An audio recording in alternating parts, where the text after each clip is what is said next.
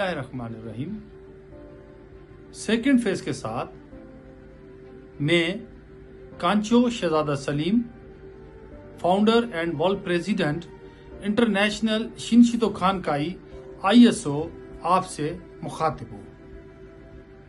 First phase में हमने आपको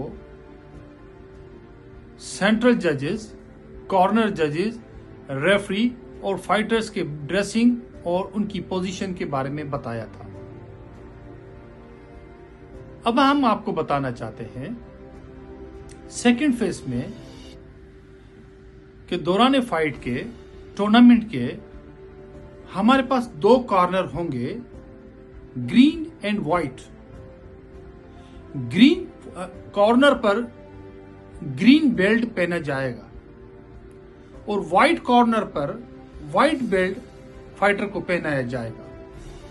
फाइटर चाहे ब्लैक बेल्ट हो, फाइटर चाहे ब्राउन बेल्ट हो, फाइटर चाहे ग्रीन बेल्ट हो या कोई भी बेल्ट से ताल्लुक रखता हो, दौरान टूर्नामेंट और मैच के ओरिजिनल बेल्ट नहीं पहनेगा। वो एक तरफ राइट साइड पे ग्रीन बेल्ट पहनेगा और लेफ्ट साइड पे आपके व्हाइट बेल्ट पहनेगा। अमूमन अक्सर कभी कभी ब्लैक बेल्ट्स अच्छे होते हैं लेकिन व्हाइट ब्लू बेल्ट से हार जाते हैं और उस शर्मिंदगी की वजह से और उस सीनियर बेल्ट की अहमियत को देखते हुए हमने ये फैसला किया है कि दौरान फाइट और मैच के कोई भी फाइटर अपना ओरिजिनल बेल्ट नहीं पहनेगा। पाकिस्तान के कलर की नुमाइंदगी करेगा, व्हाइट एंड ग्रीन बेल्ट पहनेगा। दौरान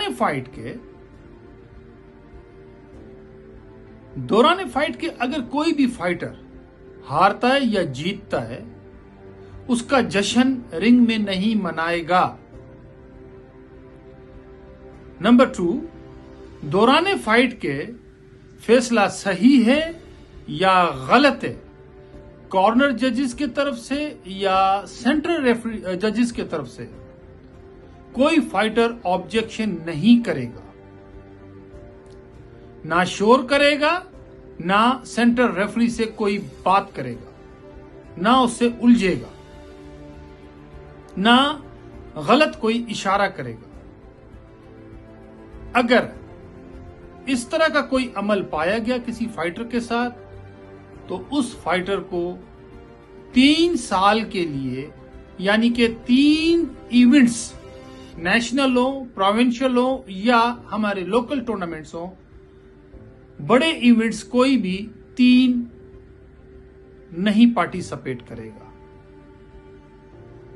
उसके अलावा अगर उसका कोचेज और मैनेजर दौरान फाइट के कोई भी ऑब्जेक्शन करेगा तो उस पूरी टीम को हम डिस्क्वालीफाई कर देंगे। उस टीम का एक भी पार्टिसिपेंट उसमें हिस्सा ना ले पाएगा।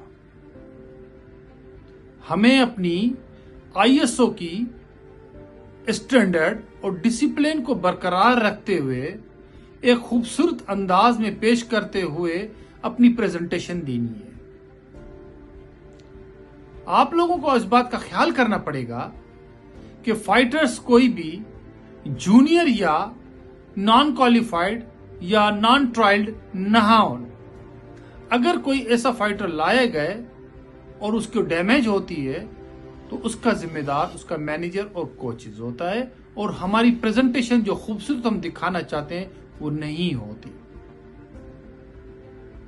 हम पर लाजिम नहीं है कि हम नेशनल गेम्स में या ओलंपिक गेम्स के अंदर या प्रोविंशियल टूर्नामेंट्स के अंदर या नेशनल टूर्नामेंट्स के अंदर ऐसे फाइटर को लाएं जिससे उस्ताद की, मैनेजर, कोच की मयार का अंदाजा बखूबी लगाया जा सके कि फाइटर्स मजेदार नहीं है। ऐसा कोई भी फाइटर हमारे इवेंट में ना लाया जाए।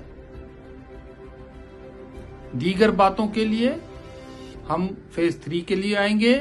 फेज 3 में हम आपको बताएंगे कि रेफरी अपने फराइज किस तरह सर अंजाम देता है, उसके काशन क्या हैं, फाइटर को किस स्टैंडर्ड पे खड़ा करता है, किस पट्टी पे खड़ा करता है, उन्हें किस तरह आपस में मिलाता है, किस तरह फाइट कराता है, किस तरह उनको जुदा करता है।